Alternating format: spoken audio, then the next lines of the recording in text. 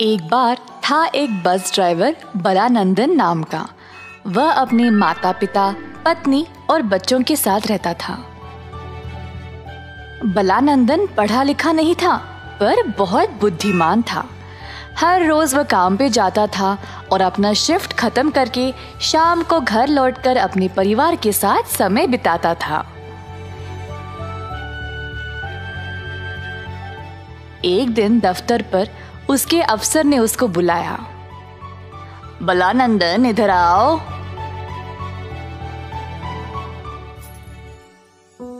जी साहब, बताइए। ओह, मुझे देर हो रही है। हाँ, मुझे पता है तुम्हारे बस का टाइम हो गया है, पर आज तुमको 2 शिफ्ट करने पड़ेंगे, ठीक है? बलानंदन ने 2 शिफ्ट के लिए माना ताकि उसकी पगार भी बढ़ जाए, पर इतना काम से उसको बहुत दिक्कत भी उठानी पड़ती थी।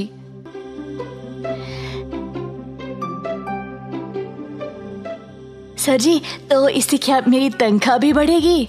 नहीं, तुम्हारी तनख्वाह मैं तभी बढ़ाऊंगा अगर मुझे लगा कि तुम इस काम को ठीक से कर पाओगे या नहीं तो मैं तुम्हें नौकरी से ही निकाल दूंगा। बलानंदन फिर काम पे निकल गया। शाम को घर जाने के बाद उसकी बेटी उसके पास आई। पापा, मुझे ऐसी ही असली वाली बस चाहिए। ठीक है बेटी, मैं ऐसी वाली ही लूंगा। अगले दिन भी बलानंदन को 2 शिफ्ट करना पड़ा।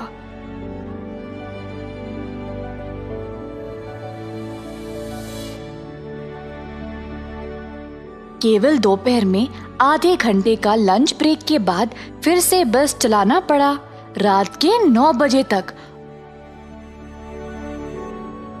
और घर पहुंचते पहुंचते 10 बज गए। इसी तरह कई दिनों तक चलता रहा। रात को रोज उसकी बेटी उसको असली वाला बस के लिए पूछती थी और बलानंदन उसको हर बार हाँ बोलता था। एक दिन बलानंदन को लगा कि वह सच में उसकी बेटी की इच्छा पूरा करे, तो वह दिन रात उसके लिए मेहनत करने लगा, पैसे जमाने लगा ताकि वह बस खरीद सके। एक दिन अपना काम खत्म करके वह घर वापस जा रहा था। अचानक से उसकी बस गोल गोल घूमने लगी। साधारण बस अब एक डबल डेकर बस बन गया। बलानंदन हैरान रह गया। स्टीयरिंग पहिया, गियर, बस के सीट, सब कुछ अपने आप बदलने लगे। बलानंदन बस से उतर गया और देखा कि बस कितना लाजवाब बन गया। फिर अचानक से बस बोलने लगा। हे बलानंदन, कैसे हो? तुम मुझे रोज याद करते हो ना, तो इसीलिए मैं आ गया। बस बोल रहा है। ओह, और क्या मैंने इस बस को याद किया? ये कब? मैं तुम्हें याद दिलाता हूँ। बस ने बलानंदन को अपनी बेटी को दिया हुआ वादा के बारे में याद दिलाया। मैं मेहनत करके तुम जैसा बस खरीदना चाहता था, लेकिन मैंने कभी सोचा ही नहीं कि तुम ऐसे मेरे सामने आ जाओगे। मुझे पता है तुम्हारी मेहनत, अपनी बेटी के लिए प्यार और काम के प्रति आदर देखकर मैं बहुत खुश हुआ, इसीलिए मैं तुम्हें सही रास्ता दिखाने आया हूँ।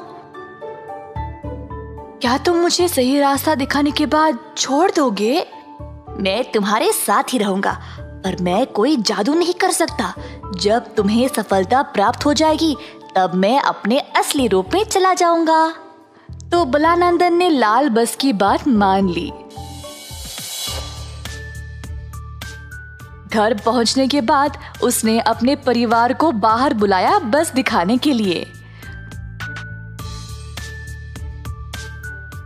बलानंदन के घर वाले लाल बस देखकर चौंक गए।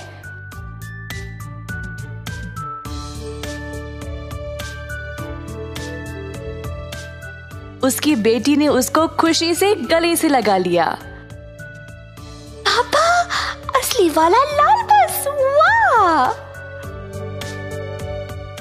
बलानंदन के घर वाले ये सब देखकर खुश थे कि उसकी मेहनत से वह इतना बड़ा बस खरीद पाया।